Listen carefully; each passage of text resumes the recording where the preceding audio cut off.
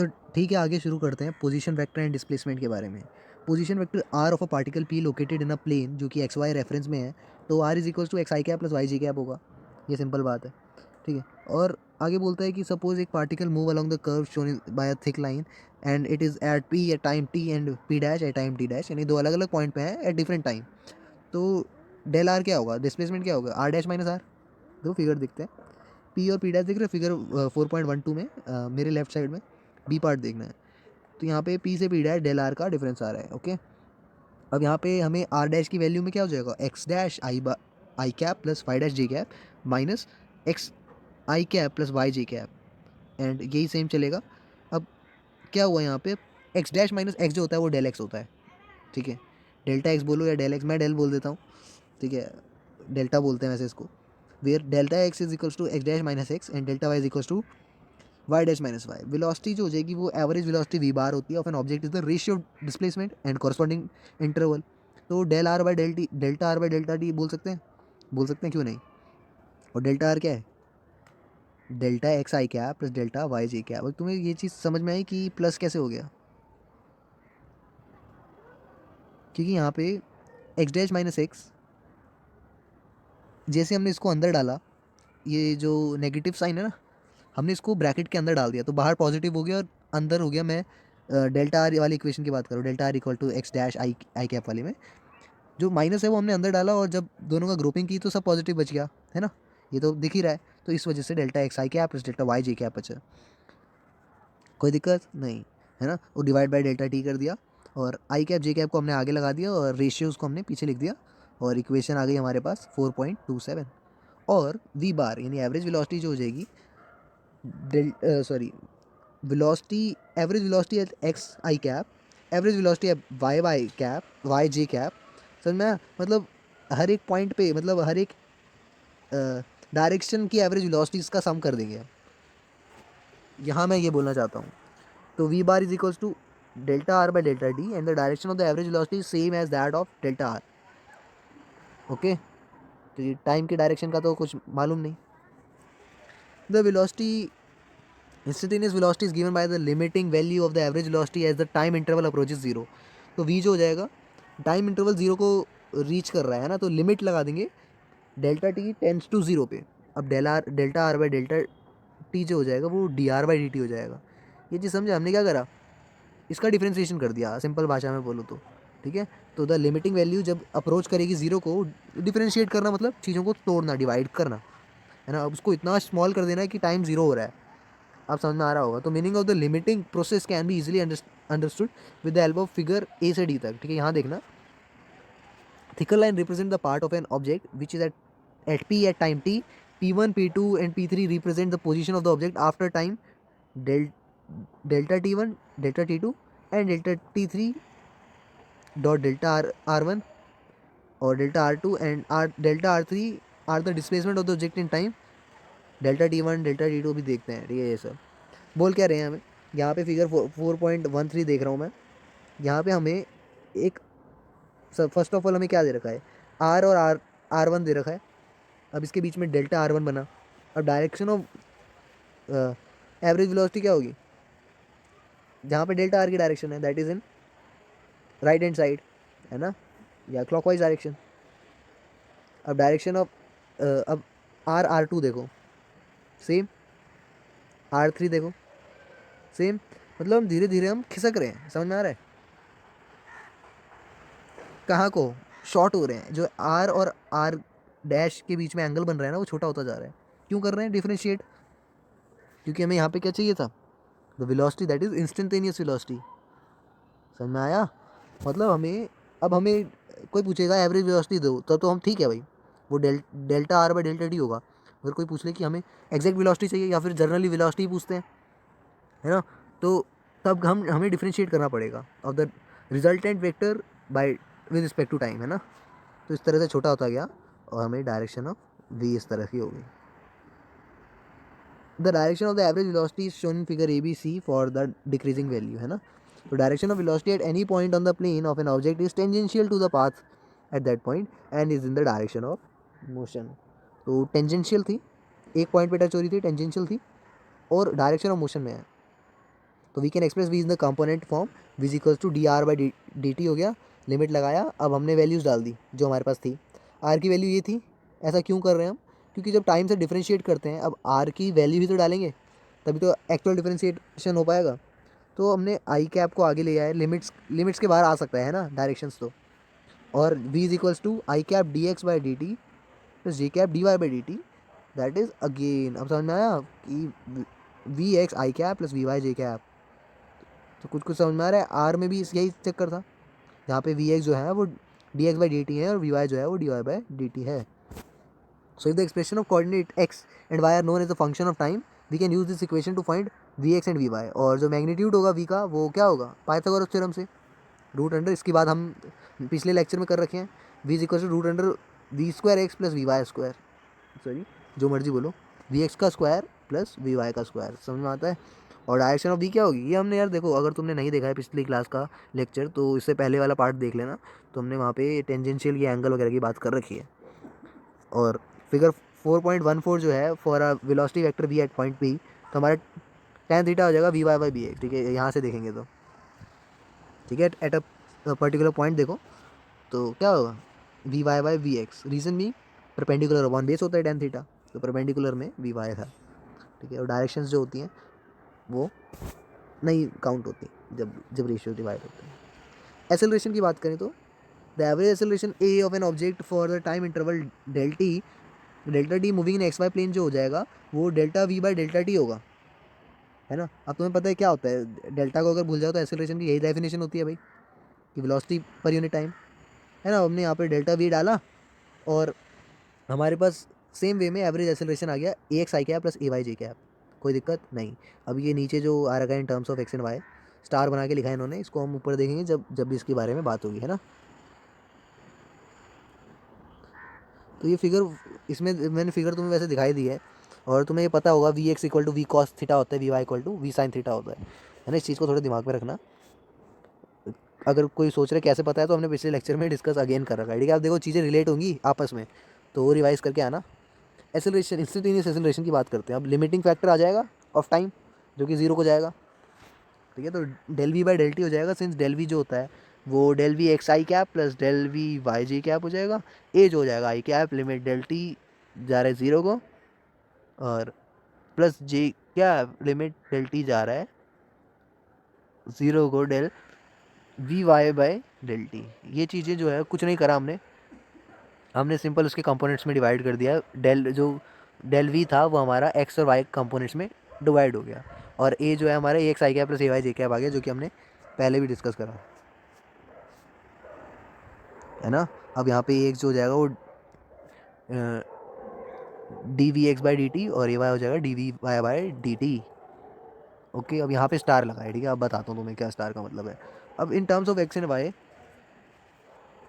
अगर तुम देखो A X and A Y को, हम इसको ऐसे लिख सकते हैं, वेलोसिटी को हम, जो हमारा ऊपर आ रहा था, कहाँ गया, D V X by D T था, अब इसमें वी एक्स को हम D x by D T लिख सकते हैं, अभी ऊपर डिस्कस करा है थोड़ी देर पहले। तो जब डबल डिफ्रेंशिएशन करते हैं ना, तो उसमें एक फैक्टर का दोबारा से डिफ्रेंशिएशन हो जाता है, जैसे कि नाम ही बता रहा है तुम्हें। तो D square x by D T square कह देंगे, ठीक है, घबराने की बात नहीं है। तुमने शायद ये चीज़ें, मैंने तुम्हें बोला था क्या रेफ़र करना है इसके लिए, एस एल अरोड़ा मैंने पढ़ने के लिए बोली थी तुम्हें, फर्स्ट जो मैथमेटिकल ऑपरेशन वाला जो चैप्टर है, एकदम जर्न स्टार्टिंग में फिजिक्स में ही, है ना, जो बेसिक मैथमेटिक्स बताता है, आई गेस वही चैप्टर का नाम कुछ होगा, बेसिक मैथमेटिक्स करके। तो उसमें ये था, डिफ्रेंसिएशन का थोड़ा बहुत था, तो ऐसा नोटेशन है, घबराने की बात नहीं है। क्या हो रहा है ना यहाँ पे, देखो डी से डी मल्टीप्लाई हो गया, ऐसे समझ लेना, डी से डी मल्टीप्लाई डी स्क्वायर हो गया, और टी से टी मल्टीप्लाई टी स्क्वायर हो गया, ठीक है।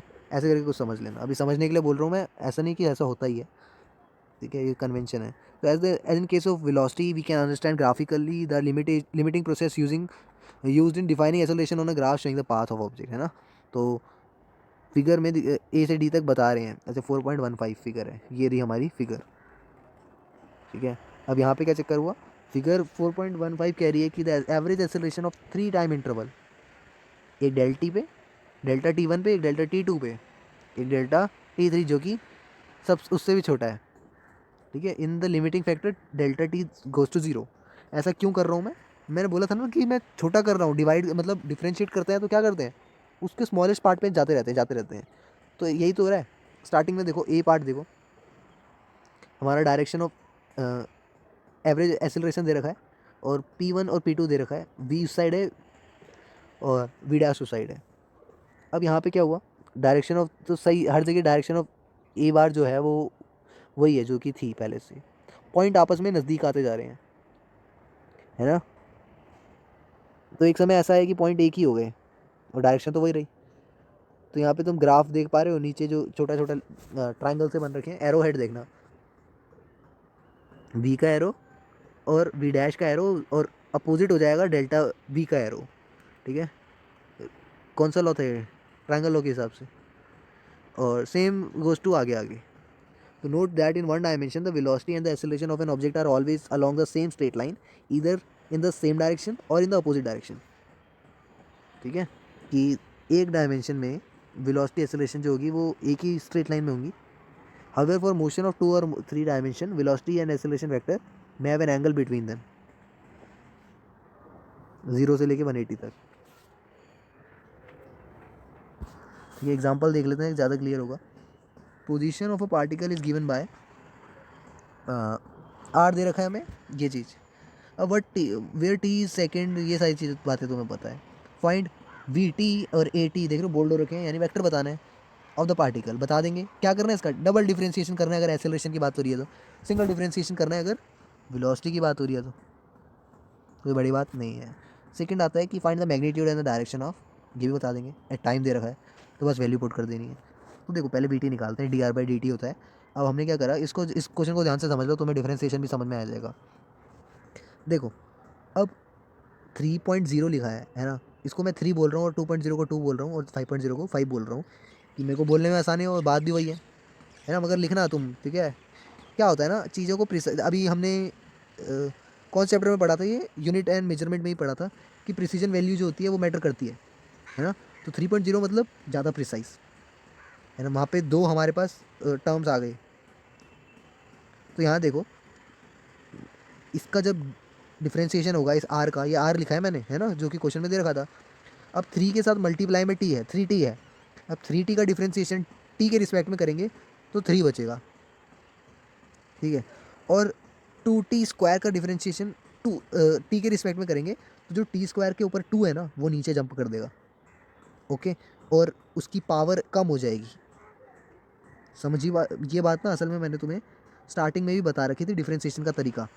मेरे को लेक्चर याद नहीं आ रहा है, मैंने बताया था तुम्हें इसके बारे में। अगर तुम भूल गए हो तो रेफ़र कर सकते हो, तुम अगर फॉलो कर रहे हो तो तुम्हें पता ही होगा, है ना। कि होता क्या है डिफ्रेंशिएशन में, पावर जो है वो नीचे जंप कर जाती है और जैसे टी का स्क्वायर था, अब 2 - 1 हो जाएगा, ठीक है। टी की पावर 2 - 1 तो कितना बचा, टी की पावर 1 यानी टी। तो इसलिए हमारा 2 × 2 = 4 हो गया, क्योंकि 2 नीचे जंप कर गया था, और 4t जी कैप। अब बात करते हैं हम एक्सेलरेशन की, तो सेम है, बस जो तुम्हारा वेलोसिटी है उसको भी उसका डिफरेंशिएशन कर दो, ठीक है। तो यहाँ पे हमारा एक्सेलरेशन जो आ गया, अच्छा हाँ, जो कांस्टेंट होता है ना वो यहाँ पे तुम सोच रहे हो कि 5 के कहाँ गायब हो गया, तो गायब हो जाता है, क्योंकि यहाँ पे 5 के साथ कहीं टी मल्टीप्लाई में दिख रहा है तुम्हें, नहीं ना, तो इसका मतलब गायब हो गया। मल्टीप्लाई डिवाइड में दिखे ना तुम्हें, तभी कंसिडर करना है उसे। आगे जाके हमारा सब कुछ गायब हो जाएगा, बचेगा बेचारा 4, क्योंकि 4 के साथ ही तो टी बचा है अगर तुम देखोगे तो, है ना। तो हमारा एक्सेलरेशन जो हो गया वो 4.0 मीटर पर सेकेंड स्क्वायर हो गया अलॉन्ग वाई डायरेक्शन। क्यों भाई, देखो ये चीज़ नहीं लिखोगे तुम्हारे आधे नंबर कट जाएंगे। पहला मीटर पर second square, second along Y direction, क्योंकि 4.0 जे कैप लिखा है, जे कैप मतलब वाई डायरेक्शन, ओके। अब क्वेश्चन का बी पार्ट कह रहा था, ए पार्ट तो हमने कर दिया। टाइम 1 सेकेंड में क्या चक्कर है भाई, तो वेलोसिटी हमारी हो जाएगी रूट अंडर, ये देखो तुम ऐसे मत कर देना आई कैप जे कैप में, देखो ये चीज़, ये फार्मूला मैंने ऊपर भी अभी थोड़ी देर पहले बताया था, और दिमाग में रखना कि जब टाइम बोले ना तो तुम क्या कर देना, मैग्नीट्यूड ऑफ वेलोसिटी जो आ जाएगा हमारा पहले 5 मीटर पर सेकेंड आ जाएगा, origin direction theta is equal to tan inverse Vy/Vx, that is 4/3, that is somehow close to 53 degree with x axis, ठीक है। Motion in a plane with constant acceleration, suppose that an object is moving in xy plane and its acceleration is constant, ठीक है। अब हम बात कर रहे हैं एक्सेलरेशन जो है वो कांस्टेंट है, over an interval of time, the average acceleration will equal this constant value. So now let the velocity of the object v naught at time t naught t0 is equals to and v at time t, then by definition a जो हो जाएगा हमारा वो v minus V not हो जाएगा और t minus zero that is v minus V not by T हो जाएगा और v is equals to we not A plus T. कुछ कुछ याद आ रहा है? v is equals to U plus A T, वही तो है ये, और क्या है ना। इन्होंने बस उस चीज़ को बता दिया दोबारा से कि कैसे फॉर्मूला आया, कोई बड़ी बात नहीं है। आगे बात करते हैं इन टर्म्स ऑफ कंपोनेंट्स की बात करें। अब कंपोनेंट्स की बात हो रही है जनरली यहाँ पे, तो वी एक्स जो हो जाएगा V not X plus A X T और वी वाई जो हो जाएगा V not Y plus A Y T. Let us now find out the position R changes with time. We follow the method use in one dimension case, है ना। तो मान लेते हैं आर नॉट और R be the position vector of a particle at time T zero and T and let the velocities of these instance be V not and V. ये सारी चीज़ें लेट करनी है तुम्हें, देखिए ये पेपर में लिखना भी पड़ता है जब भी हम कुछ डिफाइन करने वाले हैं। तो एवरेज वेलोसिटी अगर हम दो इंटरवल में देखें तो सम करके डिवाइड बाई टू कर दो, कोई दिक्कत की बात नहीं। बोल रहे हैं कि आर माइनस आर नॉट जो हो जाएगा वो हो जाएगा V plus V not by two T, ठीक है, एवरेज वेलोसिटी इनटू टाइम। अब हमारे पास तो वी जो है वो V not plus A T था, तो अब टू वी नॉट, देखो आगे क्या आता है, ये देखो v not T plus half A T square आ गया।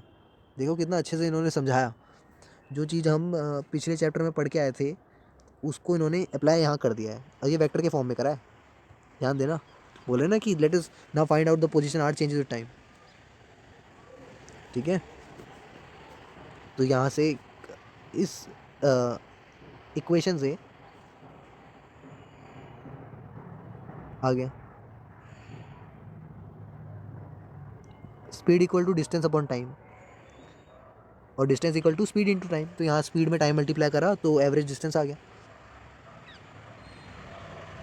डिस्प्लेसमेंट आ गया, है ना, मतलब पोजीशन जितने चेंजेस हुए हैं।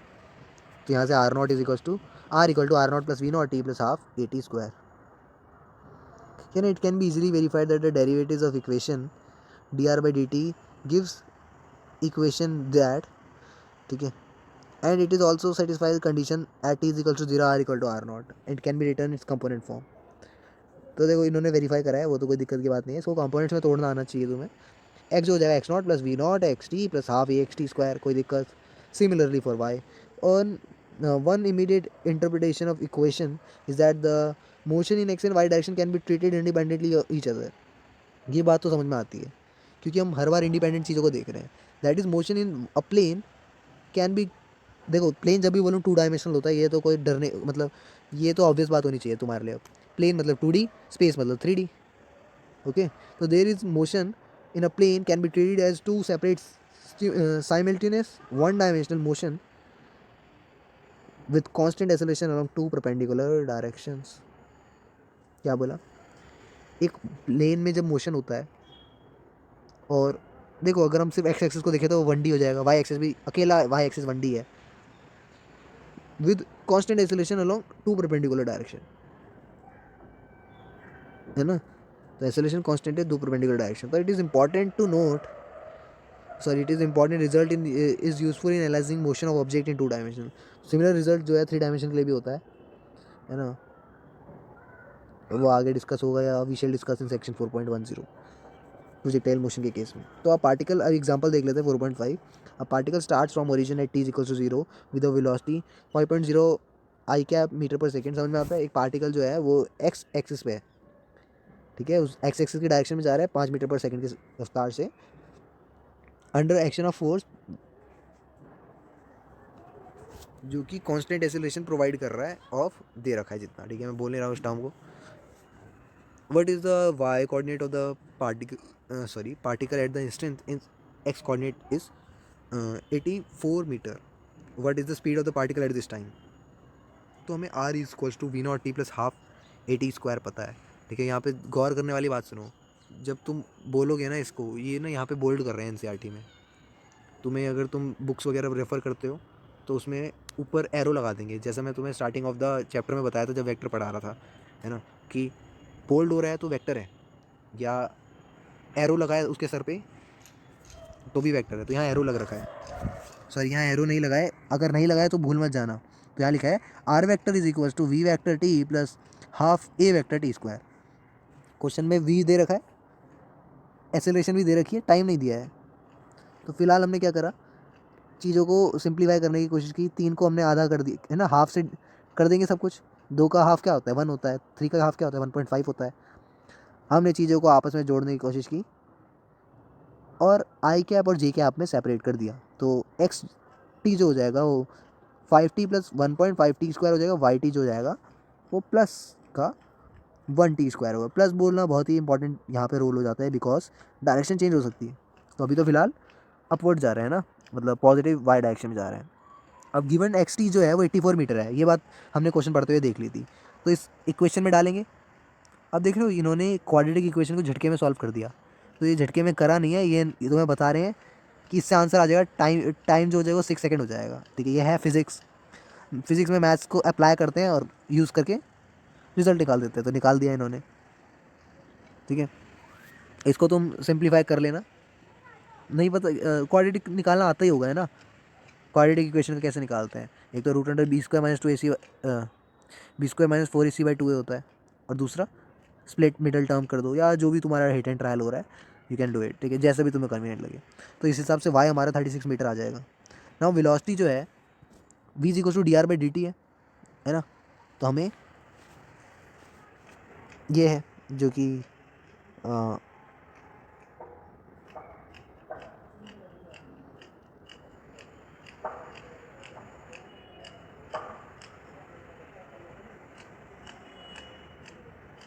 5 plus 3i cap plus 2t j cap.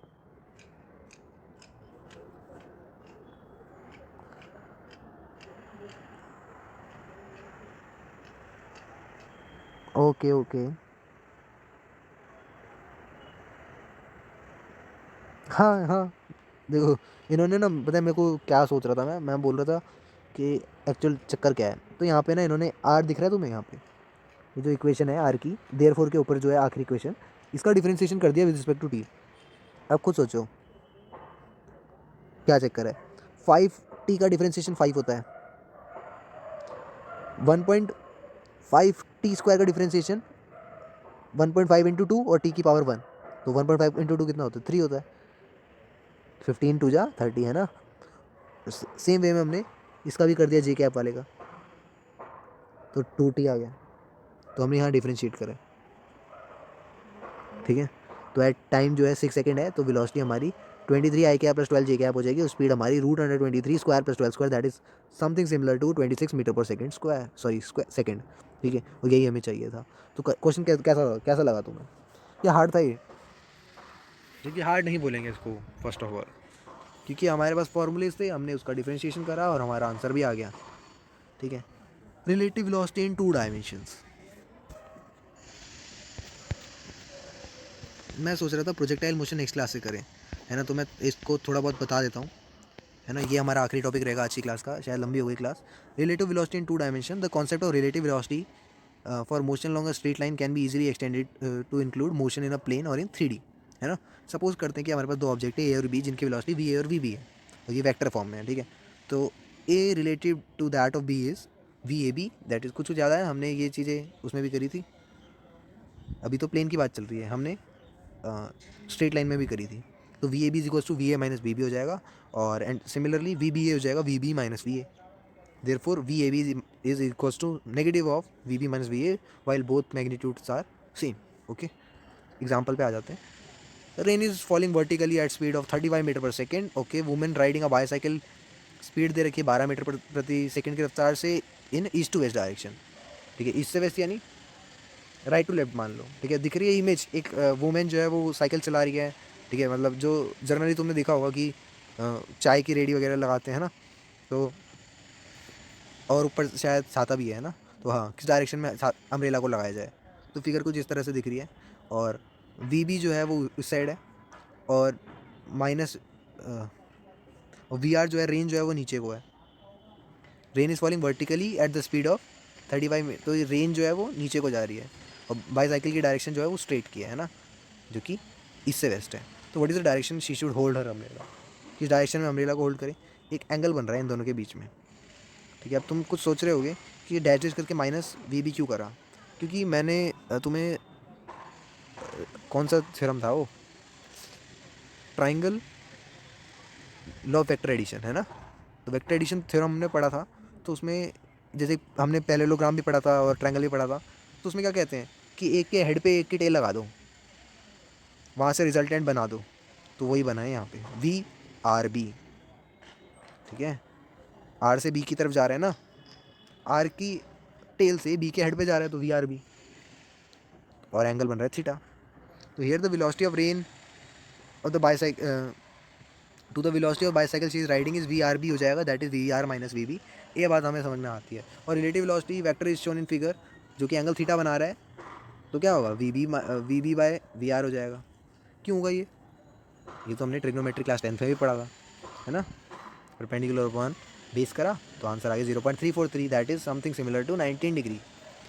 ठीक है, कोई ज़रूरी नहीं है कि हमें 19 डिग्री पता होना चाहिए, you can leave it here कि theta is equal to tan inverse 0.343। अब हमें नहीं पता tan इनवर्स क्या चीज़ है वो, ठीक है, you can leave it, it's your choice.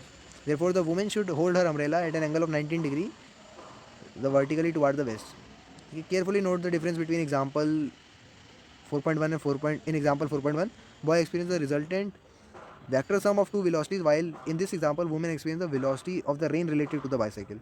तो vector difference of the two velocities, ठीक है, हमने इससे एग्जाम्पल 4.1 में वेक्टर सम देखा था, यहाँ वेक्टर डिफरेंस देख रहे हैं। दिखाता हूँ तुम्हें, ये वाला क्वेश्चन तो अभी याद होगा ना तुम्हें, अभी ताज़ा ताज़ा पड़ा है। वेयर इज दैट क्वेश्चन, ये रहा। तो यहाँ देख रहे हो तुम, रे नीचे को जा रही थी, बंदा सामने से जा रहा था, है ना। तो हमारा रिजल्टेंट जो आ रहा था उन दोनों के बीच से आ रहा था। ठीक है, तो ये था दोनों के बीच में अंतर। तो आज की क्लास के लिए इतना ही रखते हैं यार, कल से प्रोजेक्टाइल मोशन पढ़ेंगे नेक्स्ट क्लास से, जब भी रखेंगे।